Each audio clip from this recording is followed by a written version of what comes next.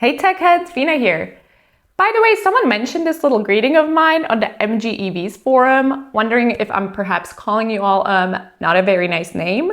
So I just wanted to say real quick that I am indeed saying tech heads, not dig heads. Hope you can hear the difference. Tech versus dick. Tech versus dick. Yeah, I think we get it, right? So anyways, just wanted to get that out of the way real quick. I received a bunch of wonderful feedback on my last video where I covered 9 complaints from MG4 owners, and I received a slew of material in the comments section to make a second episode. So that's what we'll be looking at today. We'll be talking about 9 more complaints from MG4 owners. Before we dive in, I want to, as always, invite you, if you get value from our videos, subscribe to the channel, comment, like, share, all of that good engagement-y stuff. Okay, now let's get into it.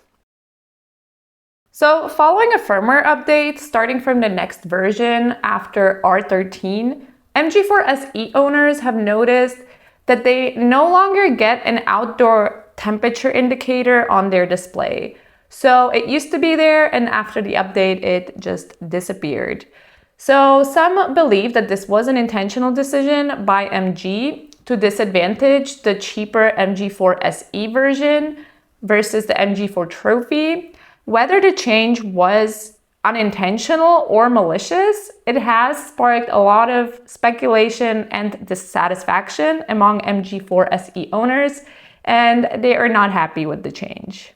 Another complaint is an issue with the USB music player in the MG4 SE. So the issue here is that the player will play the files on your USB flash drive strictly in alphabetical order. So this can be frustrating if you like to listen to longer pieces of music, like a symphony, for example, or a play, or perhaps an audiobook, which are all the rage these days. If the names of your files are not in perfect alphabetical order, it's just gonna throw them all over the place. So, good luck listening to it as it's supposed to be. The workaround that owners have found here, of course, is to just go ahead and rename all of your files so that they are in alphabetical order. But just imagine that takes hours and it's just frustrating and annoying. Nobody wants to do that. Now, this is an issue strictly in the SE version. The more luxurious Trophy version does not have this problem. The next one is kind of silly. With a Tesla, we might call this an Easter egg, but with the MG, it almost seems like another way to annoy SE owners. So with the MG4 SE, when you put your car into sports mode, your center display will actually say snow, which is the exact opposite of what you want, right?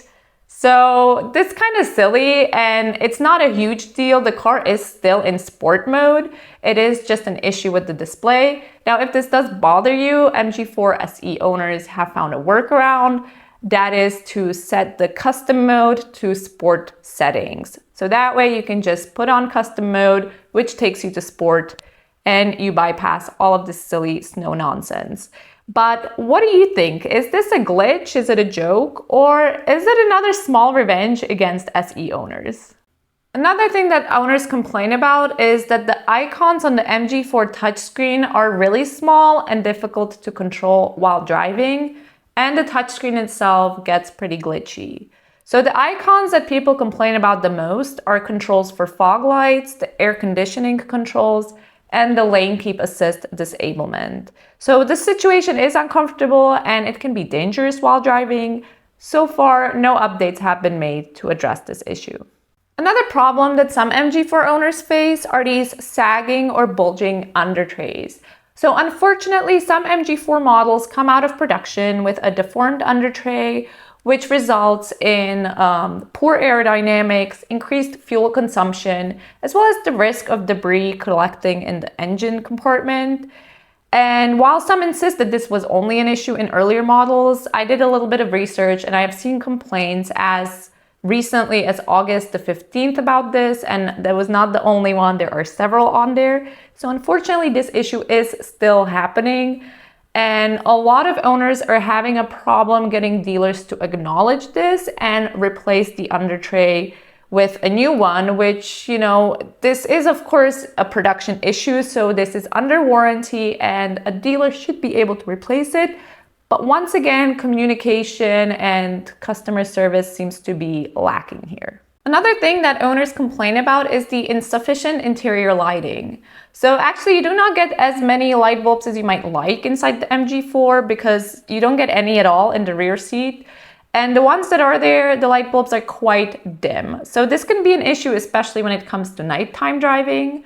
Some owners have solved this issue by replacing the bulbs with LED bulbs, which helps lighten it up quite a bit, but the rear of the car remains dark as a cave. Some MG4 owners have reported unpleasantly noisy air conditioning in their cars. It's not something that affects all models, but the issue is widespread enough to be concerning. So some forum members believe that the compressor noise may be caused by incorrect or shifting air conditioning compressor lubricant. The MG4 label specifies an R1234 YF refrigerant and HS1 compressor oil. The refrigerant fill is stated as 580 grams plus or minus 20 grams. And for some owners, the issue with noisy AC was resolved by changing the compressor oil to a new type and refilling the refrigerant at a service station that understands air conditioning systems.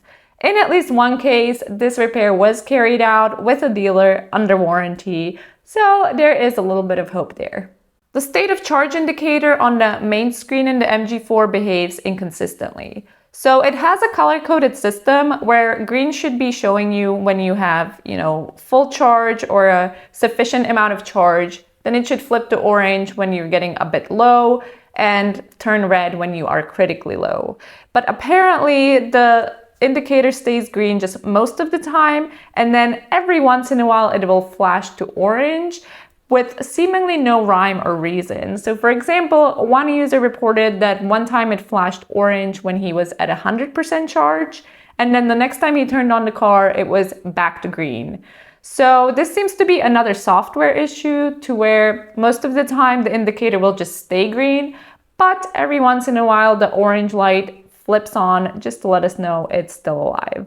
Then we get to the mobile app, which itself appears to have a number of errors, from incorrect temperature data to useless navigation. So when it comes to temperature, apparently this app will sometimes be showing you just really nonsensical values when you try to remotely control your air conditioning. So it might, for example, show you that you have 80 degrees Celsius in your car, which is obviously ridiculous. And if that's the case, then I guess we would have much bigger problems than just with the app. But luckily, it seems to just be a software app issue at this point. Another problem that users have noticed is with the navigation. So apparently this app has this nice, plan my trip feature where you should be able to send information to your vehicle to navigate you to the place you're trying to go. Well, unfortunately, it looks like the app will send this information to the points of interest, and then the address itself will appear in Chinese and the navigation fails. So once again, we're dealing with more software issues, this time with the app. I do want to mention that while I was doing this research, once again, I kept coming across how difficult it is for owners to communicate with MG to get some response about the issues they're having to get them resolved. One owner suggested that when you're purchasing an MG, before you leave with your car and finalize the sale, make sure you get a phone number for the appropriate service station you should be contacting to resolve any problems, because apparently trying to look for the appropriate phone number online can be like looking for a needle in a haystack. So that's just a tip if you're considering purchasing an MG4, make sure you get a phone number for the appropriate service. Again, it's just disappointing MG is not doing a better job of communicating with their consumers. Maybe that's something they could work on in the future. I'm not sure what's going on. If it's because the dealers function as separate entities from MG, or if MG just doesn't care about building a loyal consumer base. That seems kind of crazy, but who knows? Anyways, those are just some thoughts I was having while doing this research. Let me know what you think in the comments. Maybe we can figure out what to do about this together. As always, if you enjoy the content, please consider subscribing, give a like, give a comment, all that good stuff. Thank you for watching, and I'll catch you next time.